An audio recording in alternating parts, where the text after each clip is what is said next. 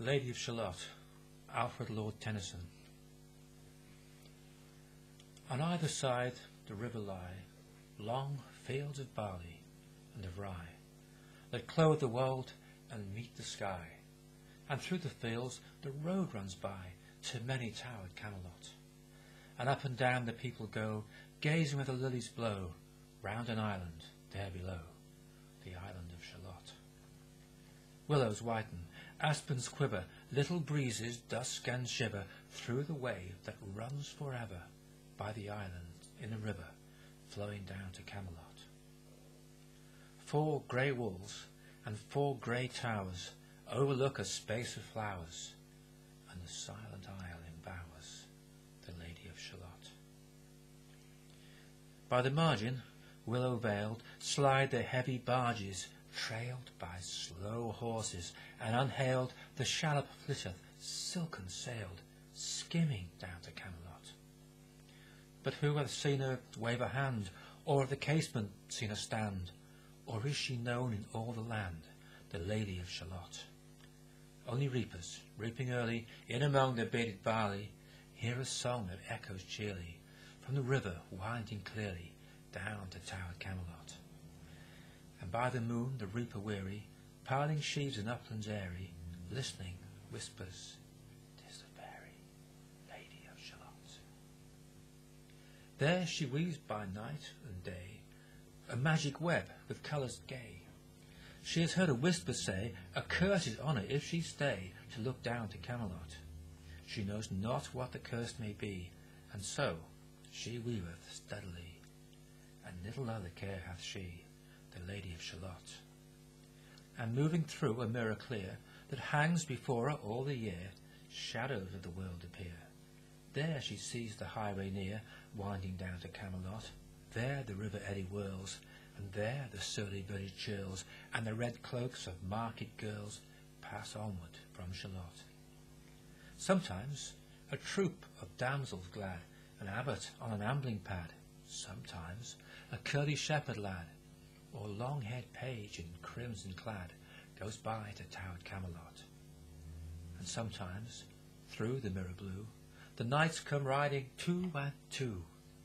She hath no loyal knight and true, the Lady of Shalott. But in her web she still delights to weave the mirror's magic sights, for often through the silent nights a funeral with plumes and lights and music went to Camelot, or when the moon was overhead came 2 young lovers lately wed. I am half sick of shadows, said the Lady of Shalott. A bowshot from the Barries he rode between the barley sheaves. The sun came dazzling through the leaves, and flamed upon the brazen greaves of bold Sir Lancelot. A red-cross knight for ever kneeled to a lady in his shield, that sparkled on the yellow field beside remote Shalott. The gemmy bridle glittered free, like to some branch of stars we see, hung in the golden galaxy.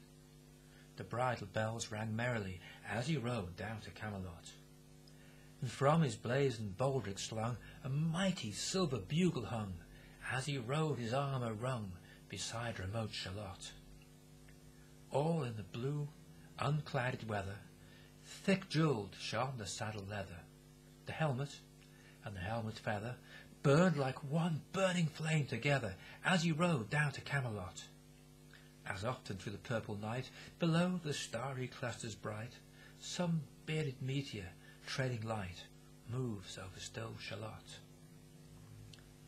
His broad clear bow in sunlight glowed, on burnished hooves his war-horse trode, from underneath his helmet flowed his coal-black curls, as on he rode down to Camelot. From the bank and from the river he flashed into the crystal mirror. Tira-lira, by the river sang Sir Lancelot. She left the web, she left the loom, she made 3 paces through the room. She saw the water-lily bloom, she saw the helmet and the plume, she looked down to Camelot. Out flew the web and floated wide, the mirror cracked from side to side. The curse has come upon me, cried the Lady of Shalott. In the stormy east wind straining, the pale yellow woods were waning, the broad stream in its banks complaining, heavily the low sky raining over towered Camelot. Down she came and found a boat, beneath a willow left afloat, and round about the prow she wrote, the Lady of Shalott. And down the river's dim expanse, like some bold seer in a trance, seeing all his own mischance, with a glassy countenance did she look to Camelot. And at the closing of the day, she loosed the chains, and down she lay. The broad stream bore her far away, the Lady of Shalott. Lying, robed in snowy white, that loosely flew to left and right, the leaves upon her falling light, through the noises of the night she floated down to Camelot. And as the boat head wound along the willowy hills and fields among, they heard her singing her last song, the Lady of Shalott. Heard a carol, mournful, holy, chanted loudly, chanted lowly, till her blood was frozen slowly, and her eyes were dark and holy, turned to towered Camelot. For ere she reached upon the tide the first house by the water side, singing in a song she died, the Lady of Shalott. Under tower and balcony, by garden wall and gallery, a gleaming shape she floated by, dead pale between the houses high, silent into Camelot. Out upon the wharfs they came, knight and burgher, lord and dame, and round the prow they read her name, the Lady of Shalott. Who is this, and what is here?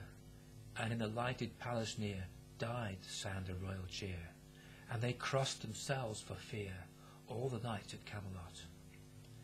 But Lancelot used little space. He said, she has a lovely face. God in his mercy lend her grace, the Lady of Shalott.